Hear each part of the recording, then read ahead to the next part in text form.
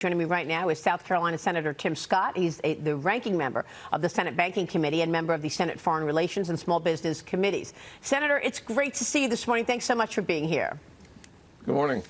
What can you tell us about? Very good to see you again. What can you tell us about the macro story right now and the economy that is being questioned as the Federal Reserve raised interest rates again yesterday, and there are worries out there about failures in more banks? Yeah, no question. When you look at the Biden economy, if you wanted to create a blueprint to ruin America, you would do what the radical left is doing to our country right now. In the last 2 years, we've seen 13.5% inflation, 40% increase in gas, 20% increase in food, 20% increase in electricity. So what does the Federal Reserve do to combat inflation? 9 consistent and consecutive rate increases. It's like using a hammer when you wish you had a scalpel. The Biden economy is destroying American families' economic future every single day. Having been raised by a single mom, Maria, I will tell you this, that when gas goes up 40%, it's not a problem. It's a crisis. For senior citizens on a fixed income, this is one of the greatest challenging times they've ever seen.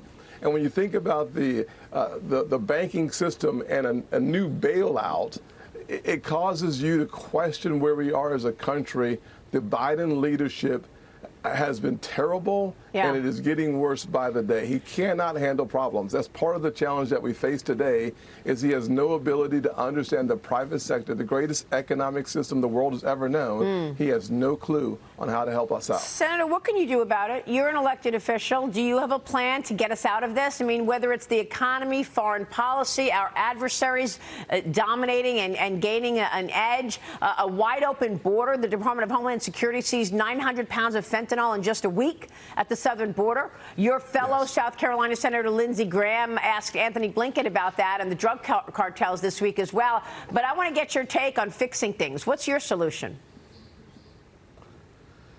Well, strong leadership is the simplest and shortest answer. Let me give you a couple of examples. I have legislation that will come out tomorrow or Monday that would stop the flow of fentanyl by targeting the Mexican cartels. You have to hit them where it hurts the most. It's in their pocketbooks. It's in their bank accounts. So we should use our resources as a government to attack those challenges that we face.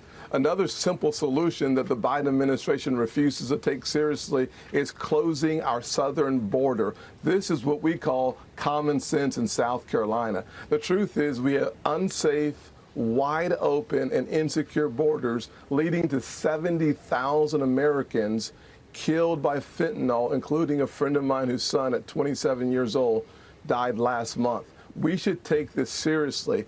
The weakness of the president is showing up in all forms and in all spaces around the world.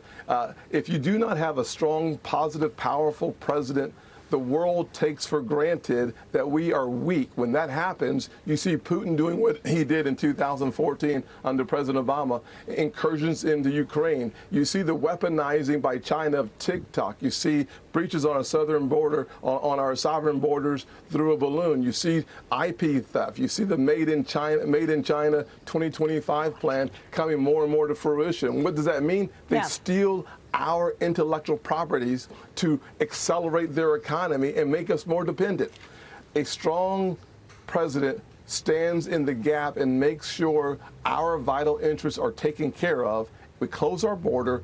We stop spending money. $4 trillion less of spending means inflation comes down, interest rates come down, and Americans get to keep more of their hard-earned money. And you make the tax cuts that we did in 2017 on the personal side, you make them permanent. That's a $2 trillion plus help to the American people. Well, look, you're talking about leadership to take us out of this mess. Are you that person? Are you running for president?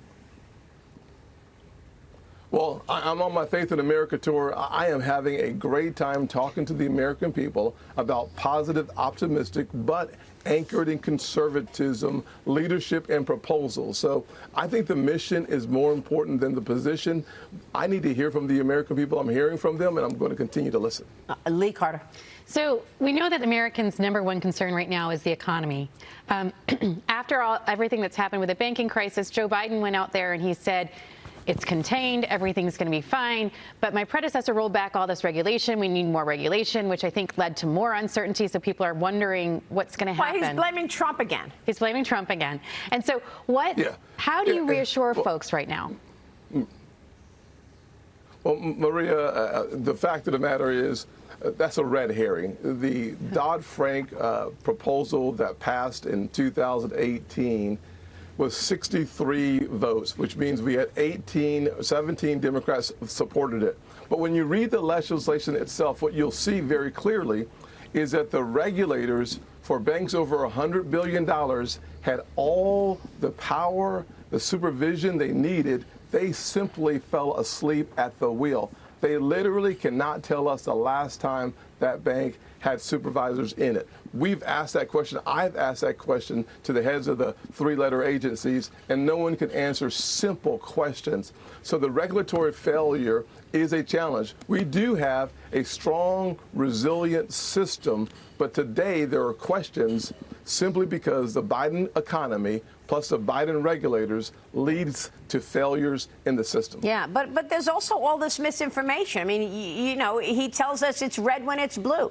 He tells us that it's raining when it's sunny. I mean, it's just incredible the amount of misinformation coming out of this White House. Is there anything you can do to make sure we've got honesty here? You know, he says the economy is doing great. He says America's doing great. We see what's happening with China and Russia. We see how China is dominating the United States. What can be done about it?